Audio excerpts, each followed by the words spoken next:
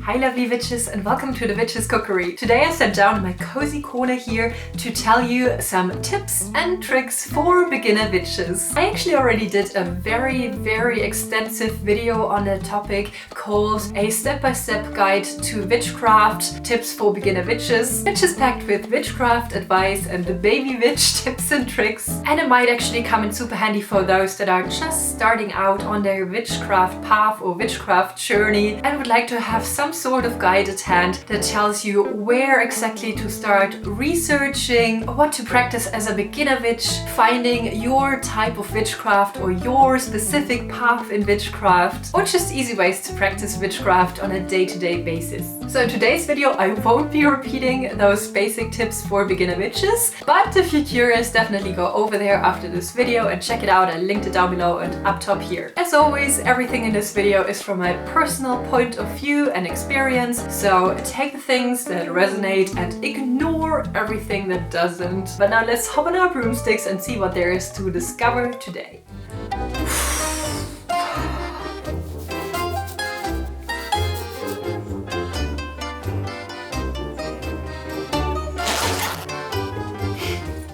I have no idea how I'm gonna edit that. I feel like I'm touching my hair every 3 seconds, so I'm sorry if it changes with every frame. Just one of those bad hair days. My first witch tip for you is to not be afraid to try stuff. A lot of times I read or I hear you have to study and you have to learn everything before even thinking of attempting a spell. And while of course it is nice if you have some background, if you know what you're doing, a lot of people learn by doing, but learn by trying things out and seeing what works for them. In my personal opinion, before sitting down and copying the entire encyclopedia of magical correspondences into your grimoire or book of shadows, first you might want to find out if you resonate with those correspondences or if you even want to work in your witchcraft with correspondences, because you don't have to. And before you now religiously go and scribble all the moon phases in your calendar, maybe first try out if you do feel lunar energies, if that's something you feel like you can work with or you want to work with or that works for you. Especially chaos magic is extremely result focused, meaning through trial and error you find out what works for you. And you can already do that as a beginner. There are very easy things you can do and incorporate and play around with. And of course there's also things that you can do from day one when you hear about witchcraft, like grounding, visualization, meditation, all these things that I mentioned in my other video that are super beneficial to you and can already be in themselves some kind of spell or be some kind of magical aid for you. Positive affirmations, for example, done in front of a mirror every morning can be a self-love spell, and everyone can do that. You don't need to have too much background knowledge about that. It's a very easy piece of magic that you as a beginner witch can immediately practice. And on the topic of studying and learning, you don't have to know everything, period. It's absolutely okay and normal to pick just a couple of things that interest you when it comes to witchcraft. For me, for example, it's cooking, it's herbs, it's nature, and it's folk magic from southern Germany. For you it might be astrology or divination or chaos magic. It can be so diverse. So don't stress too much about only learning and studying. Don't be afraid to get your hands a little bit dirty and get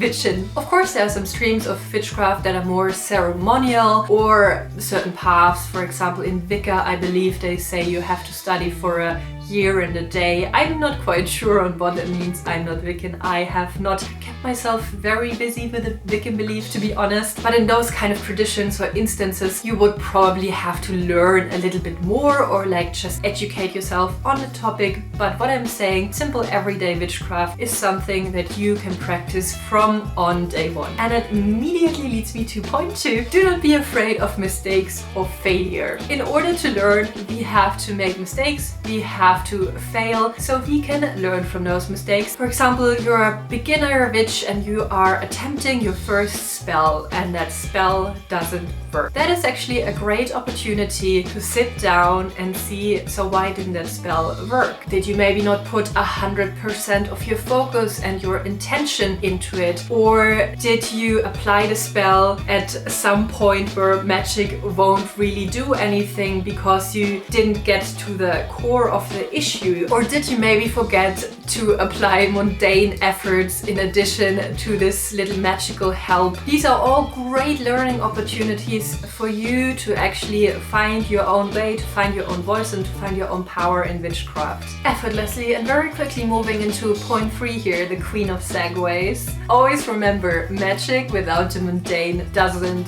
work. And yes, this is a point that I mentioned in my other tips for beginner witches video. However, it is a super important one, and this will also be the only one that I will repeating this. So I'm very sorry, but I just want to drive this home. Magic is only a tool to aid your mundane efforts. It's only that little kick, that little oomph, that little extra sparkle that pushes you over the edge, the thing that gives you confidence, or that makes sure that you're focused on something. It can also be something that calms your mind, or that puts you in the right headspace in order to tackle certain situations or moments or goals. If you're not prepared to do the actual work to get your hands dirty, magic is only pretty words or a couple of useless herbs thrown together. You will see that especially when it comes to spells like finding a new job or gaining money. If you're not sitting down and you're looking for a job, or you're actually like out there, you know, telling people like, hey, I'm looking for a job, maybe you know someone. The same goes for money. If you're not hustling, working your pretty little butt off, the chances of just money raining from the sky is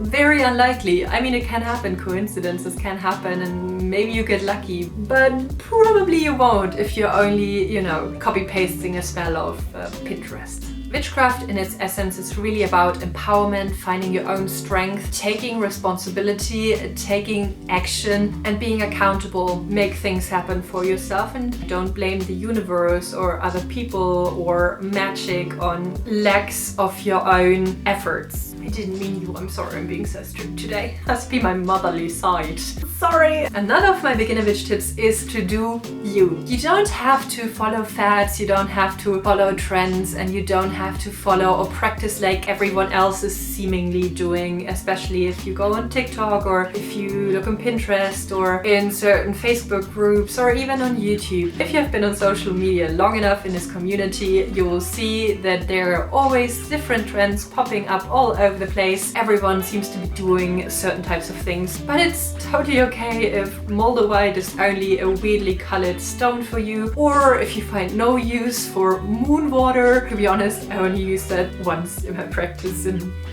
almost 2 decades. You really don't need a deity to work with or need a deity to reach out to you. You don't need to be into crystals. If you hate to stand over a boiling hot pot of soup and mumbling spells, leave kitchen witchery out of it. You don't need to have an altar to work witchcraft. If you feel that stuffing some herbs in a jar and sealing it with wax is not feeling magical to you, you don't need to do spell jars. There are so many ways out there to work magic, and they're all highly personal. They also depend on culture, they also depend on influences, on paths that you're choosing, on different kinds of types of witchcraft. And it's also at the same time important to not judge people that practice differently than you. Like if someone does work with moon water, if someone does love crystals or kitchen witchery and that works for them, that's great too. They can do their thing, you can do your thing. None is superior to the other anyway, it's just a personal preference. And it's so easy to think all those things that we see are requirements to practice, which is really not the case. So if you want to take inspiration from other people or you want to follow certain things because you connect with them, totally go ahead and do it. But if you want to follow your own head,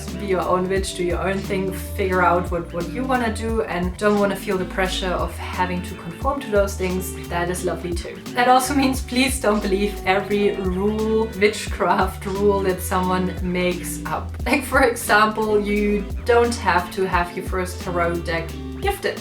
Like, what will happen if you buy one? Will the world as we know it end? Probably not. If you buy items from a store and you feel they're fine, you don't have to cleanse them. I know a lot of people like to cleanse the things that they work with, but that's not a necessity. That's just someone's preference, you know? That is not a rule. It doesn't do anything if you're not doing that, you know? It really depends on your intuition and what you personally feel. So don't be afraid to sometimes break the rules. The same goes for correspondences, and I have talked about how correspondences I actually found or made up in another video. If you're interested in that, you can check it out up here, because it's very fascinating to see that you don't always have to stick to what the mainstream online witchcraft community tells us, or even certain books, because they're always written from one perspective. Witchcraft in itself is widely diverse and colorful, and at home in basically all the cultures all around the world. The thing is that the most common stream is the Anglo-Celtic witchcraft. Basically through Wicca it became mainstream, it became popular, because Wicca does like take a lot of that old customs and traditions, but it doesn't mean that that little island floating around somewhere near Europe holds all the wisdom and power of witchcraft. That is obviously ridiculous. There are other witchcraft forms, folk magic, that are just as valid, but they're just not as mainstream and not as well known. It doesn't mean that they don't work. So if Karen from Oklahoma tells you you should never put your altar in your bedroom, maybe she just doesn't like to be watched doing the naughty by her patron goddess. But if you feel like that's your sacred space and this is where your tiny little demon kids can't reach it, then go ahead, put it there. It's fine, it's fine.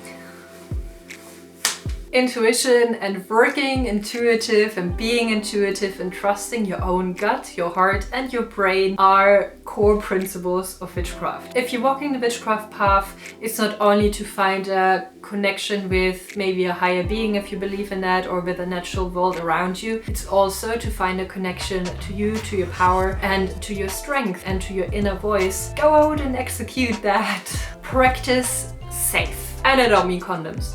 Well, that too, but you know, different topic. I don't even mean like practicing safe in a magical kind of way, because that can mean something completely different for everyone. But I mean matters of common sense. Like mundane matters that doesn't matter your belief, are just based on facts and on things you just should keep in mind. If you're practicing, for example, with herbs that you put in teas or that you put in some kitchen witchery, learn how to work with them. Learn either to wild forage them, or if you use them, you should also learn to dosage them correctly in order to not bring harm to yourself or to other ones. Allergies in mind, keep sensitivities in mind. Some might react with prescription drugs. Not everything is safe if you're pregnant or breastfeeding. Some might actually have very strong workings on your hormone household, your hormone levels, if you consume them daily. Things like not burning sage in baby's bedroom or around pets. I mean, if you wouldn't advocate for blowing a package of cigarettes in your baby's face, you should not sage when you have kids in the house. There are so many other ways. Just here. Check them out. They're great. Only because something is spiritual doesn't mean that it's healthy on a mundane basis. This, by the way, also goes for incense and scented candles. Be sure that they're safe, that they're not toxic, especially if you burn them on a regular level. You don't want to have it make you sick, even though it's nice and pretty and you can do a lot of witchy things with it. A lot of people, when they start with witchcraft, usually say that they're very connected to nature and that they feel like Mother Earth is there to protect us and we should work with the energies. On the other side, you should also keep in mind to keep Mother Nature safe. For example, if you work with witches' bottles, don't bury them outside. Don't bury glass bottles somewhere. That's littering and it's also dangerous. Like, if that's something that's important to you in your path, then I think have that reflected in your lifestyle, to try to be a little bit greener or a little bit kinder to the nature itself in your daily tasks. Other things concern online safety. A lot of times in those witch groups and even underneath my videos, I find so many scams. I try to delete them. If you ever see someone posting a WhatsApp number, immediately please report that comment. It's a scam. Like, for the sake of staying safe, don't go on the internet. Please don't, and be like, hello, I'm a beginner witch or I'm a baby witch and I'm looking for a mentor.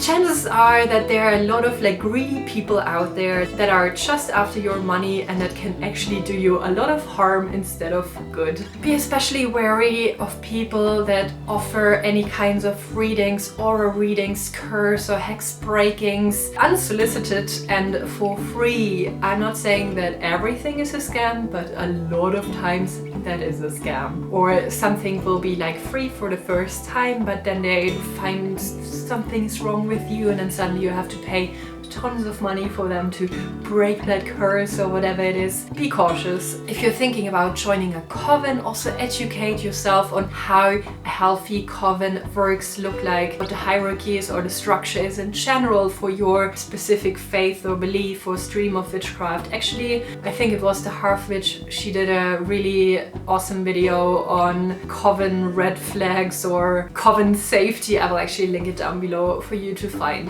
A very important point, and also very dear to my heart, is to ignore gatekeepers and know-it-alls and holier-than-thous. And I know in this video I sound probably super preachy, but remember, this is my point of view. If you have a different opinion, I totally respect it. Like, do your thing. I mean people that think that they hold the only truth. People that are completely in that kind of headspace, like, I know everything and you are nothing, or you're not worthy of doing witchcraft, or I have been practicing since 500 years and my great-grandmother was the witch of Salem, whatever, like no. If anyone uses those kind of things just in order to lift themselves on a higher level than you, first of all, don't believe it, and second, they probably have some issues with their ego that they have to work on and do a lot of shadow work. Even if someone has been brought up in a witchcraft traditions, they might have a lot of knowledge that is for sure true. However, the entire point of witchcraft is that it is highly personal, that it is an experience, that it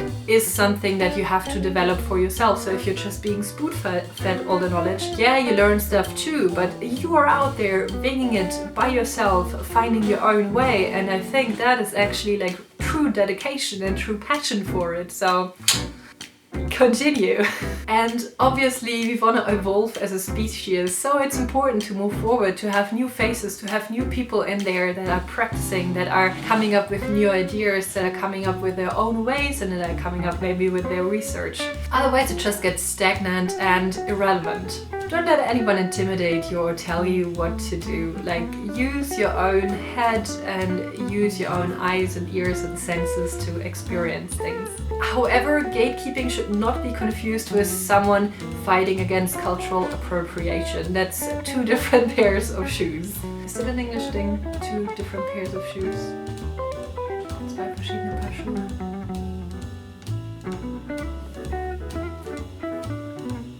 It is!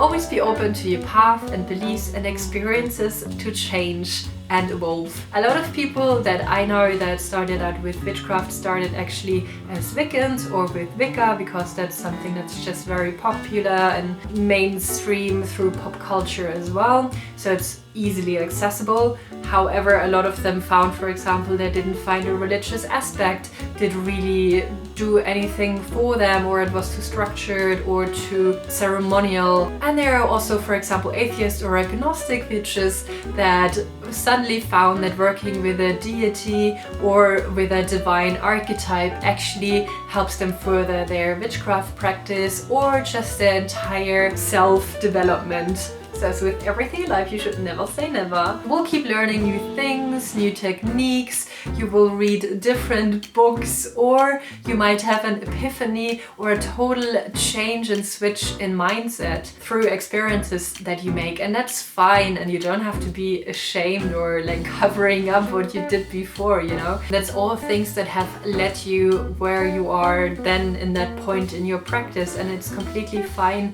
to have those moments. This is how we live life. If you're being stagnant, if you're being still, then you're not living, then you're not moving. That's like a bicycle. If you stop moving, if you stop evolving, then you know, fall. Always fluid, always changing, always evolving. There is no standard witch aesthetic, and if you start out with witchcraft, you don't suddenly have to change your clothes or how you look or maybe the jewelry you wear, unless you want to, of course. You don't have to make your house look like, you know, a witch's cottage. You don't have to have all kinds of difficult stuff laying around, and you definitely also don't need all the tools to practice with. There are really only a little extra if you want to. Some witches work completely without any tools, and that works fine too. It also means that you can work with things that call out to you. For example, you want to work with a magic wand. It's fine if you find a stick outside, pick it up and say, this is my wand. It's also fine if you go online and you're a big Harry Potter fan and you buy yourself Snape's wand for $120 because you think it looks so snazzy. Even if it's plastic, who cares? If it calls out to you, if you find it magic, do you, boo. Or if you want to get that hand-harvested willow branch that was cut down at the third quarter of the moon in Scorpio from your local metaphysical store, do that. Like, it really doesn't matter. It's again about working intuitively, working with the things you have or the things you want to get. But it's super important to keep in mind that in order to practice, you don't need a cauldron, you don't need a wand, you don't need a rope, you don't need an athame, you don't need a out of things tarot deck. You don't need those things. If you want to have them, get them. But in order to practice, you only need your lovely self. There's also a lot of witchcraft supplies that you can just make yourself, like little witchy DIYs. And I definitely link you a couple of inspirations down below. Now, this next point already has come forth in some of the other tips for beginner witches. So in witchcraft you work with intention. So intention comes from a desire. Desire for change, desire for fulfillment, desire for a certain outcome or goal or situation. If you know that you want and what you want and why you want, that gives you immense power on moving forward and fueling it with a bit of magic. A lot of witchcraft practices are there to help you dissect yourself, your life, your desires, your needs, your wants. And that entails doing a lot of reflecting, shadow work, questioning yourself, your motives, how you work, why you do certain things, why you desire certain things. Once you know yourself and you put yourself in the driver's seat of your life, you will find so many new talents, you will find so much strength, and you will actually have a much easier time to navigate through life while reaching the things that you desire, that you wish for, and find also your inner happiness with that. So a word on spiritual routine or a daily witchcraft routine, or maybe also a tip for beginner witches on how to get in a certain groove with your witchcraft practice or in a certain routine. It is super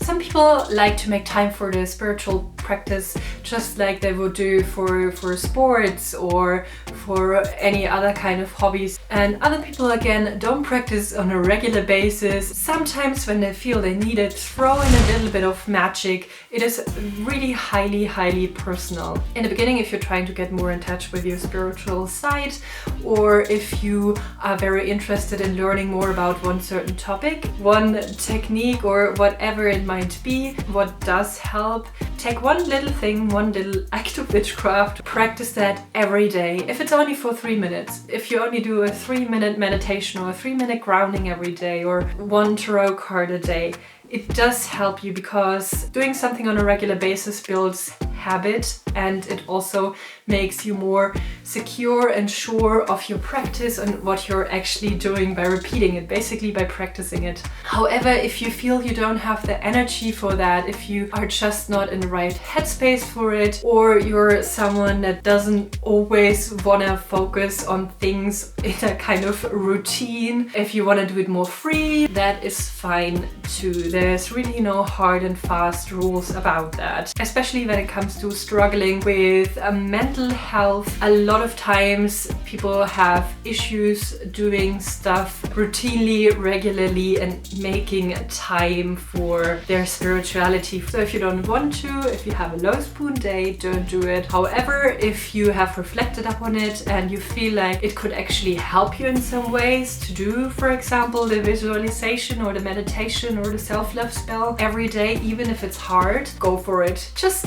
make an informed decision and do what's right. To be honest, I think I could actually summarize all my witch tips into do what you think is right. So these were my tips for witches or tips for beginner witches, and I do hope you enjoyed this video or found it helpful in any way. And if you have any great advice for beginner witches or witchcraft practitioners in general, please feel free to leave it in the comments down below for everyone to read, or maybe you have a baby witch tip that you got when you were starting out that you found very, very helpful. I do hope you have the most magical day, and I see you very soon for some more witchy fun. Bye!